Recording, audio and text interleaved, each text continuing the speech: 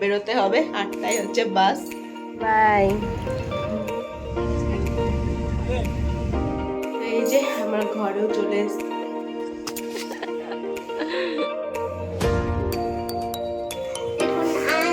কোনটা খাবি বল, কোনটাকে খাবি? কেমন খেতে অরেঞ্জটা? Good morning everyone, welcome back to my channel, welcome to a new blog. I hope তোমরা সকলে খুব ভালো আছো। সকাল সকাল দারুণ একটা খবর, আমার শ্বশুর বাড়িতে নতুন মেম্বার এসেছে। আমার ননদের একটা ছোট্ট পুচকি হয়েছে, হ্যাঁ ননদের মেয়ে হয়েছে। তো আমরা সবাই ভীষণ আনন্দিত। আমি তো শুধু ভাবছি যে কখন গিয়ে ওকে দেখবো।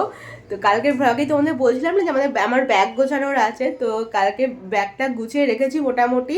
আজকে আমি বাড়ি যাচ্ছি, মানে শ্বশুর বাড়িতে যাব। অর্ঘ্য যেতে পারবে না, কারণ ওর এখন অফিসের মানে একদম টাফ লেভেল যাচ্ছে এখন। তো সেজন্য আজকে রাতের বাসে আমি একাই বাড়ি যাচ্ছি, আমার সাথে জয়সূর্য যাবে। আর অর্ঘ্য হয়তো পরে যাবে আমাকে আনতে, তখনও যেতে পারবে। বাট এখন ওর অফিসে ভীষণই চাপ চলছে, এখন কোনো মতেই ও বেরোতে পারবে না আজকে। ওই জন্য অনেক সকাল সকালে উঠে পড়েছি, তারপরে তো ও ব্রেকফাস্ট করে অফিসে বেরিয়ে গেল। আমি এদিকে কাজবাজগুলো করছিলাম। কালকে রাত্রে অল্প কিছু গোছানো হয়েছে, এখনো অনেক কিছু আমার গোছানো বাকি আছে। আর আমার হেয়ারটা দেখতে পাচ্ছ এখন একটু মেসি হয়ে আছে, কারণ আমি এই জাস্ট হেয়ার অয়েল লাগালাম। তো সেজন্য এখন আর হাত দিচ্ছি না, এখন এরকমই থাকবে।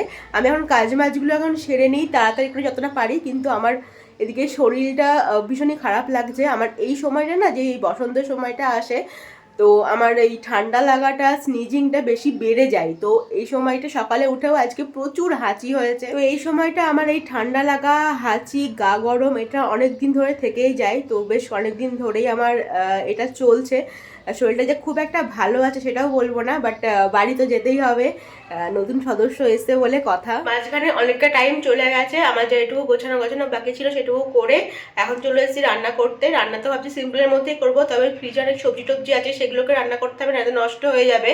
ও তো অফিসেই পড়ে থাকবে, রান্না করার সময় হয়তো পাবে না, তো সব সবজি নষ্ট হয়ে যাবে। তো সেই জন্য সব সবজি টবজি দিয়ে রান্না করছি। ভাবলাম যে সিম্পলের মধ্যেই করবো, কিন্তু করতে করতে অনেক কিছুই লাস্টে হয়ে যাবে। ফ্রিজ খুলে দেখলাম বেশ অনেক কিছুই সবজি আছে, তাই একেবারে কাটাকুটি করে সব রান্না করতে বসিয়ে দিলাম। সজনের ডাঁটা, আলু, বেগুন আর ঢ্যাঁড়স দিয়ে এখানে একটা সবজি করছি। সবজির মধ্যে এই সজনের ডাঁটা, ঢ্যাঁড়সটা খেতে আমার বেশ ভালোই লাগে, তাই আলাদা আলাদা করে না করে একেবারেই সব কিছু দিয়ে একটা তরকারি বানিয়ে নিলাম, যেহেতু হাতে টাইম খুব বেশি নেই।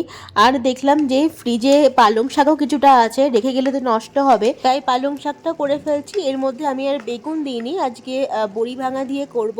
মা কিছুটা বড়ি পাঠিয়েছিল, তার মধ্যে এই 3-4টে মতো আর বেঁচে আছে, বাকি সব খাওয়া হয়ে গেছে। তো বড়িগুলোকে আমি শুকনো খোলায় ভেজে নিয়েছি, তারপর একটু ঠান্ডা হতেই হাত দিয়ে এরকম গুঁড়ো গুঁড়ো করে শাকের মধ্যে দিয়ে দিচ্ছি। আর বড়ি ভাঙা দিয়ে শাকটা খেতে বেশ ভালোই লাগে, শাকের ঘন্ট হয়ে যায়।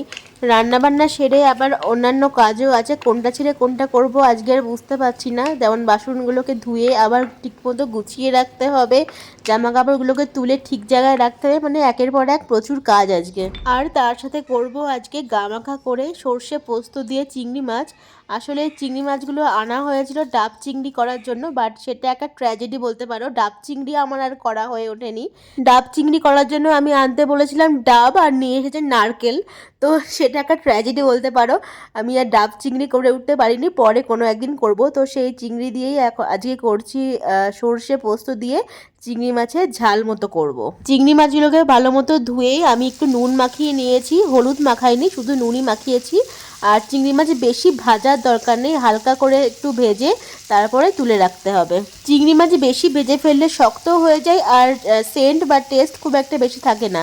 তো সেজন্য হালকা করে আমি ভেজে নিচ্ছি। আর ওই তেলের মধ্যেই 2টো গোটা কাঁচা লঙ্কা দিয়ে দিয়েছি, আর একটা পেস্ট বানিয়েছি আমি, সর্ষে পোস্ত, 2টো কাঁচা লঙ্কা আর অল্প একটু নুন দিয়ে মিক্সিতে ভালো একটা পেস্ট বানিয়ে নিয়েছি। আর এখন সেটাই দিয়ে দিলাম, আমি যেহেতু একটু ঝাল খেতে পছন্দ করি, তাই 2টো কাঁচা লঙ্কা বেটে দিয়েছি আর 2টো কাঁচা লঙ্কা গোটা দিয়েছি। তার মধ্যে মিক্সি ধোয়া অল্প একটু জল দিয়ে দিলাম, খুব বেশি না, অল্প একটু জল। তার মধ্যে স্বাদ মতো লবণ আর অল্প একটু হলুদ দেব। ব্যাস, আর কোনো মশলা আমি ইউজ করব না। এটাকে ভালো করে মিশিয়ে নিয়ে তারপর ঢাকা দিয়ে দেব। গ্রেভিটা ফুটে আসলেই তারপরে ঢাকা তুলে ভেজে রাখা চিংড়ি মাছগুলো ওর মধ্যে দিয়ে দেব। একটু নাড়াচাড়া করে নিয়ে আবার কিছুক্ষণ ঢাকা দিয়ে রাখবো। এটা অনেকটা তোমার ওই ইলিশ মাছের সর্ষে পোস্ত যে রেসিপিটা ওটার মতো করেই রান্না করা হচ্ছে, কিন্তু এটা ইলিশ মাছের জায়গায় চিংড়ি মাছ আমি রান্না করছি। এবার ঢাকা তুলে অল্প একটু ওপর থেকে কাঁচা সর্ষের তেল দিয়ে দেবো, যাতে করে ফ্লেভারটা আরও বেশি সুন্দর হয়। তবে ইলিশ মাছ তো একরকম লাগে, এটাও কিন্তু খেতে মন্দ লাগেনি, বেশ ভালোই লেগেছে। আর চিংড়ি মাছের তো যেখানে পড়বে সেখানে তার টেস্ট বেড়ে যায়, সুন্দর একটা ফ্লেভার আসছিল, আর খেতেও কিন্তু খুব ভালো হয়েছিল। তো হয়ে গেছে সর্ষে পোস্ত চিংড়ি। অনেকটাই হয়ে গেছে সব কিছু আর কি সারতে সারতে। এই জাস্ট আমি স্নান টান সেরে পুজো দিয়ে লাঞ্চ করে উঠলাম। আর ওয়েদারটাও কি বাজে হয়ে গেছে গো, পুরো মানে ঘোলা ঘোলা ওয়েদার, আকাশে ভালো মেঘ আছে, মনে হচ্ছে না যখন তখন বৃষ্টি নামতে পারে। বাইরের ওয়েদারটা একবার দেখো, সমস্ত রোদ ফোদ কিচ্ছু নেই, এখন এরকম মেঘলা হয়ে গেছে, মনে হচ্ছে যখন তখন বৃষ্টি নামতে পারে। 4টে বেজেই গেল। আমি ওই 7টার দিকে এখান থেকে বেরোবো, র্যাপিডো করে সোজা বাস স্ট্যান্ড। ওখান থেকে 8টার সময় বাস আছে, তো উপাসনাতে যাচ্ছি আজকে। আর আমি রুটি বানিয়ে রেখে দিয়েছি ওদের রাত্রে, আজকের জন্য তো চিন্তা করতে হবে না, রুটিটা বানিয়ে রেখে দিয়েছি। সব ব্যাগ থেকে এবার বের হচ্ছে, কি কি নিয়ে এসছে দেখি। এটা ছোট নিয়ে এসেছি, এটা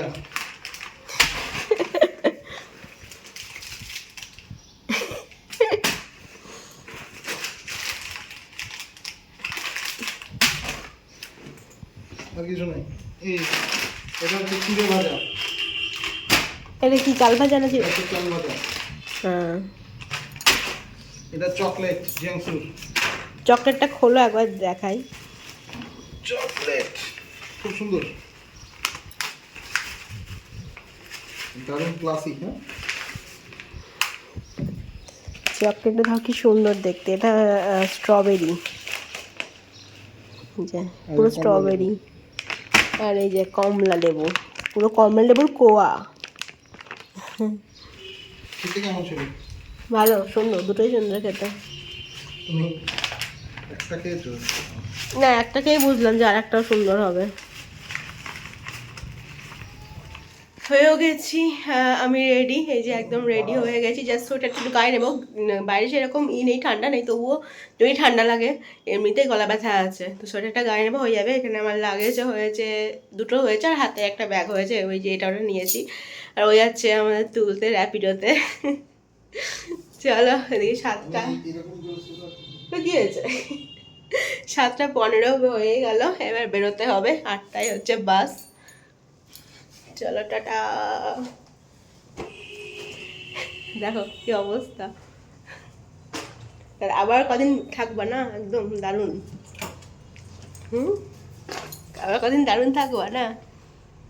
কি নিয়েছে এটা? আমি এটা গায়ে নিচ্ছি, তোমাকে এখানে নিতে হবে। চলো চলো আসছি। এবার ব্যাগটা নিয়ে নিই, ব্যাগ দিয়ে এবার বেরোই।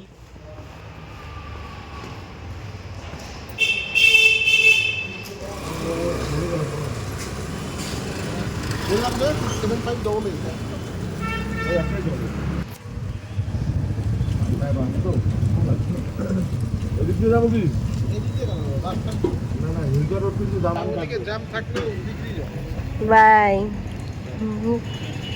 বাসে উঠে পড়েছি, আর আজকে রাস্তায় প্রচণ্ড জ্যাম ছিল, জ্যামে মোটামুটি 15-20 মিনিট দাঁড়িয়েছিলাম, তাও ঠিক সময় চলে এসেছি। বাস ছাড়ার মোটামুটি 10 মিনিট আগেই বাসে উঠে পড়েছি। তবে আজকে সিট নিয়ে একটু প্রবলেম হয়েছিল, মানে আমি সিঙ্গেল সিট কেটেছিলাম, কিন্তু আমাকে ডাবল সিটের সিট দিয়েছে।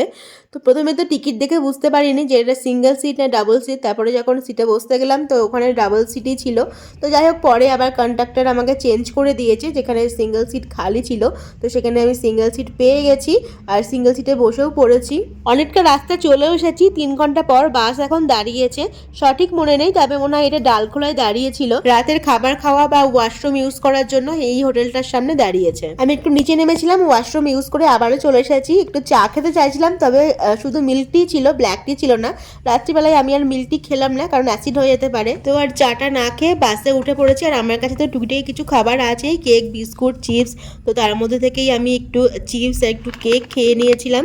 আর এখন লম্বা টানা একটা ঘুম দেবো, তারপরে পৌঁছে যাবো বহরমপুর। ভোর 5টায় বহরমপুর পৌঁছে গেছি, আর তখনও ছিল অন্ধকার। বাবা আমাকে নিতে এসেছিলো, মানে আমার শ্বশুরমশাই আমাকে নিতে এসেছিলো বাস স্ট্যান্ডে। তো এখন বাবার গাড়িতে করেই এখন যাচ্ছি আমার শ্বশুর বাড়িতে। বাড়ি তো পৌঁছে গেছি, সকালের দিকটা বেশ ঠান্ডা ঠান্ডা লাগছিল। তো এই যে আমার ঘরেও চলে এসেছি। এখন তো বেহাল অবস্থা, ঘরটাকে এখন ঠিক করতে হবে, পরিষ্কার করতে হবে। ধুলোতে ধুলোময় হয়ে আছে। তো চলো সকাল সকাল লেগে পড়ি। এসে 1 কাপ চা খেলাম, আর এখন এই যে ঘর পরিষ্কার করতে লাগবো।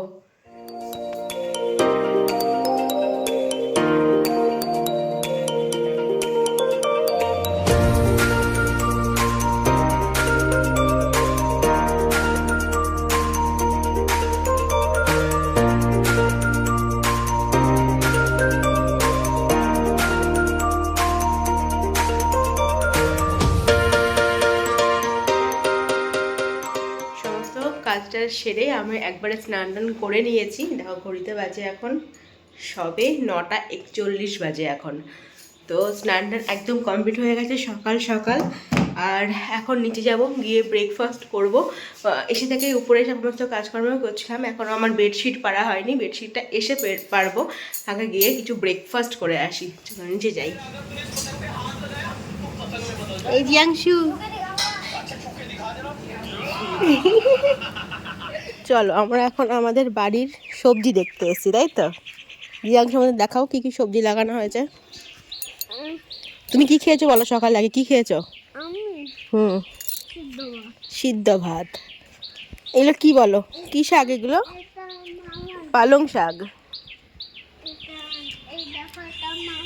মামার গাড়ি, হ্যাঁ। আচ্ছা এখানে আসো, আমরা দেখি বাঁধাকপি ফুলকপি দেখি আমরা। ও এটা বাঁধাকপি হয়েছে। বাঁধাকপি তো অনেক হয়েছে, এই তো ছোট ছোট ছোট ছোট সব বাঁধাকপি।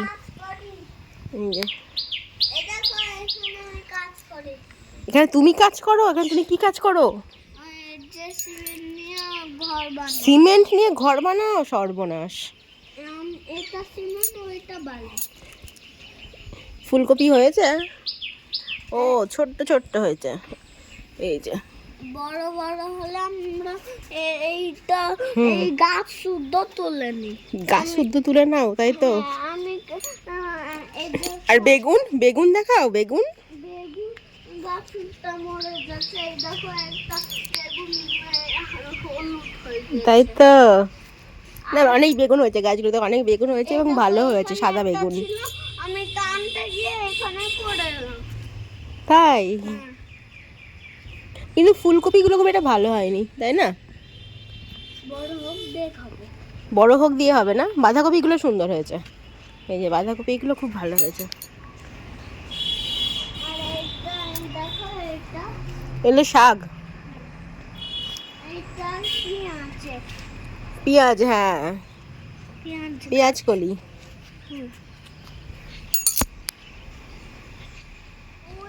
না ভালো ফুল হয়েছে তো, রক্তগাঁথাটা কত সুন্দর হয়েছে। এই গাছটা প্রচুর ফুল এসছে। এই গাছটা দেখো, অনেক গোলাপ হয়েছে তো। বাহ কি সুন্দর গোলাপ হয়েছে। এই দেখো ফুলও হয়েছে। এই দেখো এই ফুল। জিয়াংশু বুনুটা কেমন আছে? আর বুনুটা কবে আসবে বড় বাড়িতে বলে দাও। বুনুটা কালকে আসবে বুনুটা, তাই তো? তুই বুনুটা কোলে নিচ্ছিস? না, গরম করে দিয়েছিল ডাক্তার। বারণ করে দিয়েছে? হাত দিয়ে অনেক গরম করে গরম করে দিয়েছে? হ্যাঁ অনেক গরম দিয়ে একবার হাত দিতে মানা করছিল। হ্যাঁ এখন বুনুর গায়ে হাত দেওয়া যাবে না, একটু বড় হোক। আর ওইখানে একটু বুনুটা কার মতো দেখতে হয়েছে বললি না তো? বুনুটা কার মতো দেখতে হয়েছে? এইটা কার মতো? আমার মতো। তোর মতো হয়েছে? লাল লাল হয়েছে, তাই তো? আমি খেয়েছি পরোটা দিয়ে ব্রেকফাস্ট করেছি, আর জিয়াংশু খেয়েছে কি খেয়েছে সেদ্ধ ভাত। জিয়াংশু সকালে ভাতই খাই, তো খাওয়া দাওয়া করে এখন এই যে রোদ তো পাই না ওখানে, এখন এই যে সুন্দর রোদ্রে চুল শুকোচ্ছি আর ঘুরে ঘুরে আমাদের এই সবজি বাগান দেখছি। এটাই হচ্ছে বেস্ট পার্ট বাড়ি আসার। জিয়াংশু আজকে লাঞ্চের রান্নায় মা বানিয়েছিল সমস্ত নিরামিষ পদ, ছিল বেগুন ভাজা, পাঁপড় ভাজা, ডাল, চাটনি আর আলু পনির দিয়ে একটা তরকারি।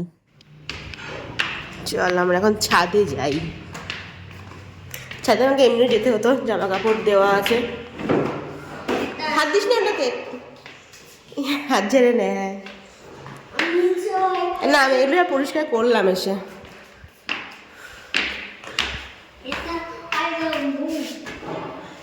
হ্যাঁ বাইরের পটি।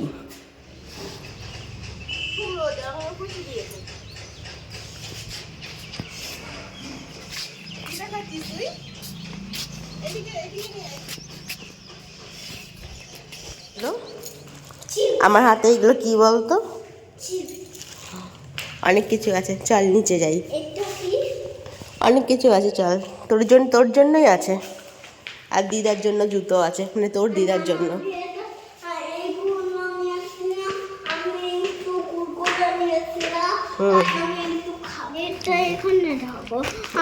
এটা জুতো চপ্পল আছে, আর এটা হচ্ছে তোর। এটা কি? কি এটা দেখ তো, চকলেট, অরেঞ্জ চকলেট, আর এটা হচ্ছে স্ট্রবেরি চকলেট। দেখ কি সুন্দর দেখতে। কেক চকলেট তো দিদা ওই স্ট্রবেরি পাউরুটি নিয়েছিল দি ওই দাদু। লজ্জা পেয়ে গেছে এবার। এখন কোনটা খাবি বল, কোনটাকে খাবি? এখনই হ্যাঁ আমি এইটা খা, অরেঞ্জটা খা, অরেঞ্জটা খেতে ভালো। অরেঞ্জ। আর এটা চিপস। চিপসটা পরে খাবো। চিপসটা আমার আর এই বিস্কুট আছে তোর জন্য। এখানে অনেক আছে। আছে? হ্যাঁ। বেশি চিপস খেও না, বাচ্চাদের বেশি চিপস খাওয়া কিন্তু ভালো না। আর এটা এখানে দোকান থেকে নিয়েছি। দোকান থেকে। কেমন খেতে অরেঞ্জটা? ভালো।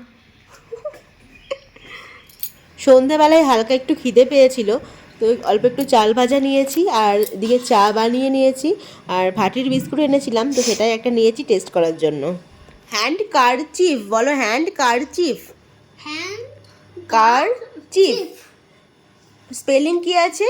এইচ এ এ বলো, H H A A N N D D K K E E R R C C H H I I E E F.